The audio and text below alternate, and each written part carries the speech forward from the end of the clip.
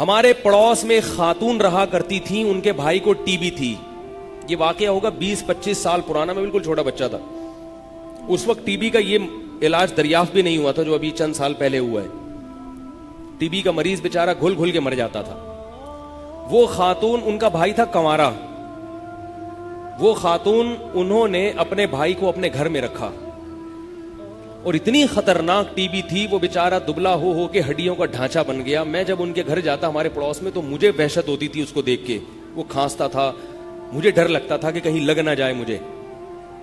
لیکن وہ بڑی بہن کیا کرتی تھی, اپنے چھوٹے بھائی کو گود میں اٹھا کے واش روم لے کے جانا, نوالے بنا بنا کے اس کو لقمے کھلانا. 20-25 سال ہو گئے. وہ خاتون اس وقت اتنی ایجڈ تھی, اب تک زندہ ہیں. ان کا بھائی مر گیا تھا تھوڑے دنوں میں.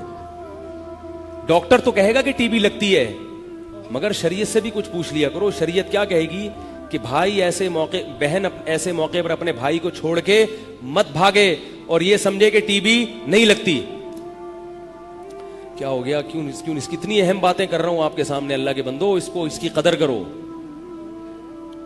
نہیں لگی اس کو, اور اس گھر کے کسی فرد کو بھی نہیں لگی, نہ پڑوسی میں کسی کو لگی. کتنی خطرناک ٹی بی. میں 100 دفعہ گیا ہوں گا ان کے گھر, اگرچہ میں پتلی گلی سے واپس آیا, لیکن گھوم کے گیا تو نا وہاں سے. مجھے بھی نہیں لگی. آپ کے سامنے بیٹھا ہوں الحمدللہ. کئی سال ہو گئے. مائیکل جیکسن کی طرح وہمی بنو گے تو پاگل ہو جاؤ گے. تو اس لیے اتنا زیادہ مسلط کرنے کی چندہ ضرورت بولو بھائی نہیں. ہاں, جس کو ٹی بی ہو وہ خود احتیاط کرے, دوسروں کا توکل, دوسروں کے توکل کا امتحان نہ لے کہ میں, وہ ٹی بی کا مریض آ رہا ہے آپ کے منہ میں آ کے کھانس رہا ہے, گلے مل رہا ہے آپ سے, اور کہہ رہے میں دیکھنا چاہ رہا ہوں کہ آپ کا اللہ پہ کتنا توکل ہے. تو کسی اور کے توکل کو آزمانے کی اجازت نہیں ہے. آپ کے بچوں کو چکن پاکس نکلا ہے, بچوں کو گھر میں رکھیں, پڑوسیوں کے گھر میں نہ بھیجیں. آئی بات سمجھ میں؟ لیکن خود بھی گھر سے مت بھاگیں, نہ کسی دوسرے بچے کو نانی کے یہاں بھیجیں. بولے ادھر ہی رہو, کوئی بات نہیں, لگ گیا تو کوئی بڑا مسئلہ نہیں. ایک صحابی آئے رسول اللہ صلی اللہ علیہ وسلم کی خدمت میں. آپ صلی اللہ علیہ وسلم نے فرمایا بیماریاں نہیں لگتی. مطلب حدیث کا سمجھ گئے, آپ صلی اللہ علیہ وسلم نفی نہیں کر رہے ہیں, اس لیے کہ ہمیں اللہ پر اعتماد کرنا ہے. اب اس حدیث میں آپ صلی اللہ علیہ وسلم نے وضاحت کر دی. صحابی آئے, عرض کیا کہ یا رسول اللہ, نبی نے فرمایا لا عدوا, بیماریاں نہیں لگتی. ان صحابی نے عرض کیا یا رسول اللہ, میرا ایک اونٹ کو خارش ہوتی ہے تو اس کی وجہ سے دوسرے کو بھی ہو جاتی ہے. آپ تو فرما رہے ہیں کہ نہیں لگتی, تو یہ اونٹ کو کہاں سے لگ گئی؟ نبی نے فرمایا فمن اجرب الاول, پہلے کو کہاں سے لگی ہے؟ پہلے اونٹ کو خارش کہاں سے لگی؟ کیا مطلب؟ جیسے پہلے اونٹ کو خارش اللہ نے اپنی مرضی سے لگا دی نا, اور اس میں تم رکاوٹ نہیں بن سکے, اللہ چاہے گا تو دوسرے اونٹ کو بھی اپنی مرضی سے لگا دے گا, چاہے اسی کے جراثیم لے کے لگائے یا کہیں اور سے جراثیم لگا دے. کیا مطلب؟ اس بارے میں وہمی مت بنو, وہمی مت بنو.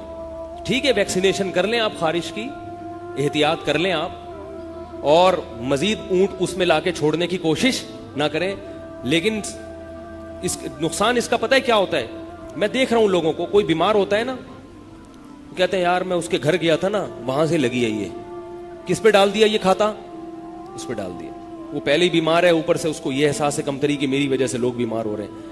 اس میں نسبت ہمیں کس کی طرف کرنی ہے؟ اللہ کی طرف, کیونکہ ایک ایسا سبب ہے جو ضعیف ہے, طاقتور سبب نہیں ہے. ایسا نہیں ہے کہ جہاں یہ سبب ہوگا تو نتیجہ نکلے گا, بلکہ ہزاروں جگہ پہ سبب پایا جاتا ہے, نتیجہ ایک آدھ جگہ پہ نکلتا ہے, ایک آدھ جگہ پہ نتیجہ نکلتا ہے. اس لیے اس سبب کو زیادہ فریق کرنے کی ہمیں شریعت نے اجازت, بولو بھائی, نہیں دی. زیادہ پروٹوکول دینے کی اس کو, تو ہم تو دیکھتے ہیں یہاں, اگر ہمارے ملک میں, یعنی اگر یہ حقیقت میں زکام اتنا تیزی سے لگتا نا, تو ہم سب یہاں بیٹھ کے چھینک رہے ہوتے ہیں, کیونکہ وضو خانے پہ جو کچھ ہو رہا ہے آپ دیکھ لیں. ایسے تھوکتے ہیں نمازی بھائی, کوشش ہوتی ہے سامنے والے کے منہ پہ لگے جا کے, کیونکہ نشانہ پکا نہیں ہے تو وہ نیچے جا کے لگتا ہے. تو کہاں کس کو زکام ہوتا ہے, کیا ہوتا ہے؟ لیکن علماء یہ کہتے ہیں کہ زکام کے مریض کو خود احتیاط بہرحال کرنی چاہیے. اگر وہ, ہمارے حضرت کو جب زکام ہوتا تھا, جماعت سے نماز نہیں پڑھتے تھے, گھر میں نماز پڑھتے تھے, مسجد میں آنا چھوڑ دیتے تھے. اس کی وجہ یہ نہیں تھی کہ بیماری لگے گی، اگر اس وجہ سے بھی تو بھی ٹھیک ہے، لیکن اس کی اہم وجہ یہ تھی کہ زکام کے مریض سے ساتھ والے کو گھن آتی، جب بار بار ناک سڑکتا ہے اپنی تو ساتھ والے کو گھن آتی، کیا کر رہا ہے بھائی، تو گھر میں جا گئے. تو ایسی کوئی بیماری ہو جس سے دوسرے کو گھن آتی ہو تو پھر شریعت کیا کہتی ہے کہ آپ نماز گھر پر پڑھیں، دوسرے کو تکلیف نہ دیں. سمجھ گئے؟ تو اب یہ مسئلہ حل ہو گیا، حفاظتی ٹیکوں والا بھی، پولیو کے قطروں والا بھی، سارے مسائل حل ہو گئے. آپ پلائیں پولیو کے قطرے بھی اپنی ذمہ داری پہ پلائیں، حفاظتی ٹیکے بھی لگائیں. جس کے نہیں لگے تو اس پہ ترس کھانے کی کوشش نہ کریں، بلکہ یوں سمجھیں کہ جیسے صلاح الدین ایوبی کے کچھ بھی نہیں لگا تھا اور وہ صلاح الدین ایوبی بن گیا تھا، تو شاید ان کے بچے مستقبل میں صلاح الدین ایوبی بن جائیں.